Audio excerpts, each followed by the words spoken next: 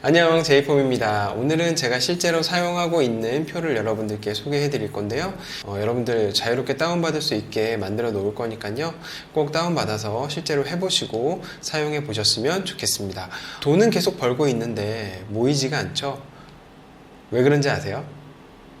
계획을 하지 않고 써서 그래요. 근데 나 계획하는데 라고 말씀하시는 분들 많을 거예요. 근데 여러분, 계획만 하면 뭐해요? 그대로 사용하지 않는데.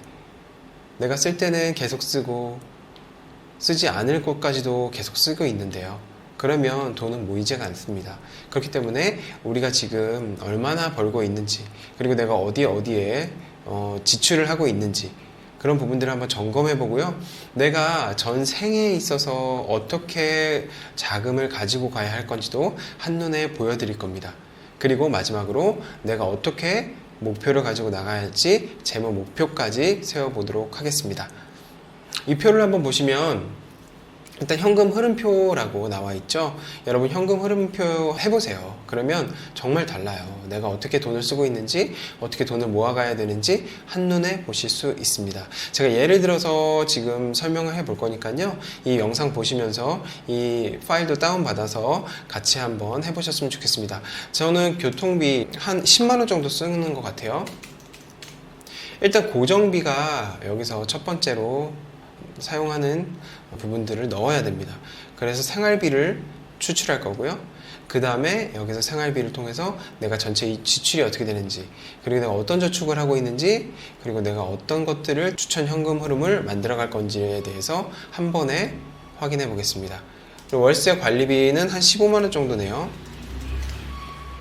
기부금은 다른 곳에 기부를 하실 수도 있고, 뭐 교회에 헌금을 내실 수도 있고요, 절에 시주를 하실 수도 있고요. 그런 부분들 기부금 뭐 한 20만원 정도 한다고 해봅시다. 그러면 일단은 이렇게 해서 고정비가 45만원이 책정되죠. 그리고 카드값으로 한 150 정도 나온다고 치고요. 기타는 그냥 예비비라고 생각하시면 돼요. 예비비는 한 50만원 정도는 그래도 있어야 되죠.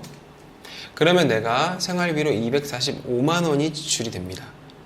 교육비로 뭐 아이들 교육비, 결혼을 안 하시고 아이가 없는 분들은 자기에 대한 교육비가 되겠죠. 교육비로 한 50만원 정도 지출을 한다고 보고요. 대출이자는 집이 있으신 분들은 대출이자가 있겠지만, 그리고 또 전세를 살고 계시는 분들도 대출이자가 있을 거고요. 원리금 상환을 하시는 분들도 있고, 원금 분할 상환을 하시는 분들도 있고, 이자만 납입하시는 분도 있을 거예요. 여기다 쓰시면 됩니다. 뭐 원리금으로 한 100만원 정도 갚는다고 해보죠. 그러면 일단 수입이 어느 정도인지 써야 돼요. 저는 뭐 맞벌이 하고 있으니까요. 제가 300, 아내가 300 정도 번다고 해보죠. 그러면 일단 여유자금이 200만원인데요. 지금 보험이나 이런 거 하나도 안 넣었죠? 보험 한 80만원. 개인연금저축 제 아내와 제가 한 60만원 정도 넣는다고 보죠. 그리고 정시펀드는 20만원 정도 한다고 예상해 봅시다. 그리고 변액연금이나 변액유니버셜. 변액연금은 세액공제 되지 않는 연금을 변액연금이라고 그냥 치시면 되고요. 변액유니버셜은 보험을 하고 있는데 입출금이 자유로운 상품을 하고 있다. 그러면 변액유니버셜로 넣으시면 됩니다. 저는 아무것도 안 하기 때문에 이렇게 비워둘게요. 지금 예를 든 거예요. 제가 직접 이거 하고 있다는 거 아닙니다. 그러면 내가 생활비를 얼마 정도 아낄 수 있을까? 한 10만원 정도 더 아낄 수 있을 것 같아. 교육비는 몰라, 한 5만원 정도 아낄 수 있을 것 같아. 그리고 대출 이자는 아낄 수 없겠지. 그럼 한 15만원 정도 한 달에 더 아낄 수 있어. 그리고 내가 보장자금은, 노후자금은, 교육자금은 얼마 정도 더 넣을 거야 라는 계획을 세우시면 됩니다. 그럼 일단은 여유자금은 45만원이 될 거고요. 네. 그리고 내가 아끼고자 하는 금액이 더해져서 60만원 정도의 여유자금이 생길 겁니다. 그러면 여기서 바로 생애설계 그래프로 넘어가서 이름을 써요. 본인 이름, 그리고 배우자 이름을 씁니다. 그리고 여기에는 나이를 씁니다. 저는 40세니까 40을 쓰고요. 제 아내가 37살이라고 보죠. 그러면 제가 은퇴할 시점 60세. 잘 안 보이시죠?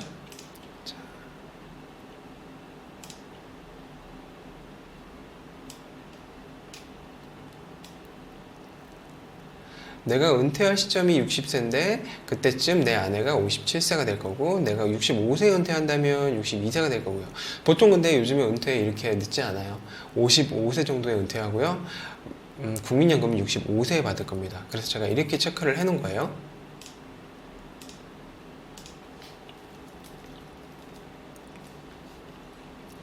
그러면 내가 생명보험은 얼마 정도 가지고 있는지, 그리고 내가 연금은 얼마 정도 가지고 있는지 여기다 기입해 넣으시면 됩니다.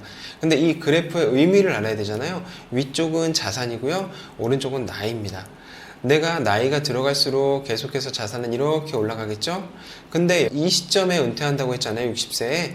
그러면 은퇴 후에는 더 증가하는 사람도 있을 거고, 은퇴 후에는 자산이 계속 감소하고 다 쓰고 돌아가시는 분들도 있을 겁니다. 그래서 이 그래프가 이렇게 나온 거고요. 이 연장선을, 요 감소하는 부분에 이만큼의 크기를 연장해서 이렇게 그리면, 뭐 여기 끝까지 가야 되겠지만 그렇지 않다고 그냥 예를 들게요. 요 정도 크기와 요 정도 크기가 비슷하잖아요. 그래서 이 연장선만큼의 이 크기를 생명보험으로 준비하시는 겁니다. 왜냐하면 내가 이 시점에서 더 돈을 모아야 되는데 이 시점에서 죽었으면 이 정도의 생명보험으로 이쪽 자산을 계속 쓰면서 이렇게 감소시킨다는 거죠. 그리고 계속해서 증가하시는 분들도 있을 거예요. 그런 분들은 상속이나 증여, 기부를 생각하시는 거고요. 아까 제가 개인연금을 얼마 넣었죠? 네, 60만 원 넣었죠. 개인연금은 60만 원 넣으면 그냥 60만 원 정도 받는다고 생각하시면 돼요. 뭐 정확하게 하지 않으셔도 됩니다. 아, 여기군요. 네, 이 위쪽에 개인연금 쓰셔야 되고요.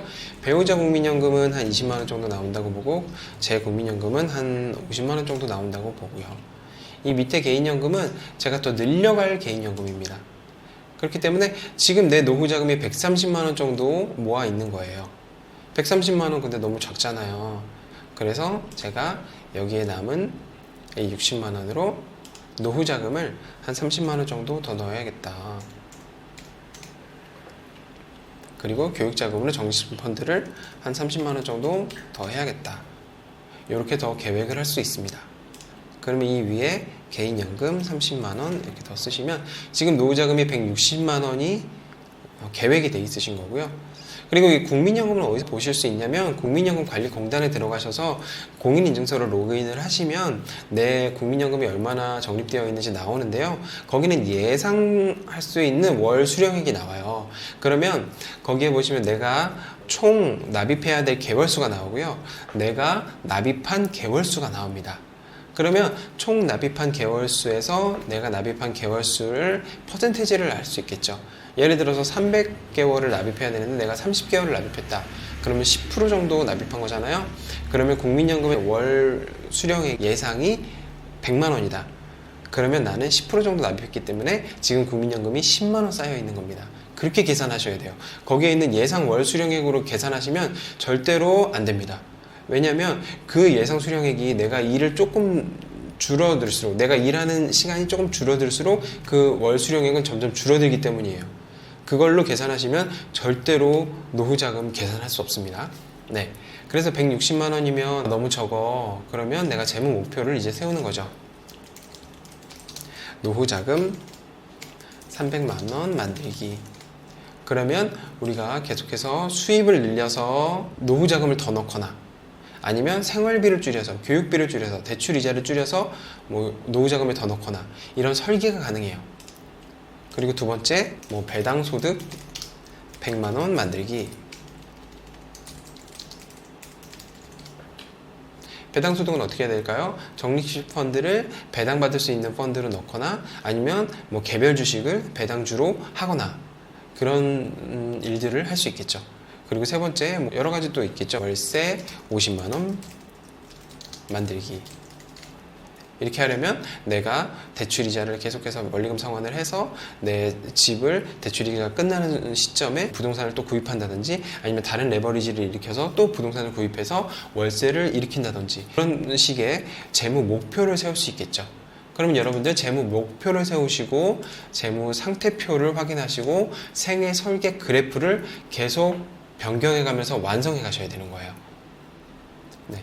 여러분, 이 표를 통해서 여러분들이 얼마 정도의 노후 자금을 축적하고 있는지, 그리고 내가 어떻게 자산을 모아서 어떻게 쓸 건지 여기서 한 번에 확인을 하실 수가 있어요. 그래서 보험을 계획하셔야 되고요, 펀드를 계획하셔야 되고요, 주식을 계획하셔야 되고요, 부동산을 계획하셔야 되고요, 내가 어떤 사업을 할지를 계획하셔야 됩니다. 여러분, 이런 거 없이 그냥 계획하시면 그냥 중구난방 내가 하고 싶을 때 하고 안 하고 싶을 때 안 하는 그런 계획이 돼요. 그러면 절대로 안 되겠죠. 네, 제가 이 파일 올려드릴 테니까요, 이 파일로 한번 확인해 보시고 목표를 세워 보시고 재무상태표를 만들어 보시고 생애설계 그래프를 한번 그려 보세요.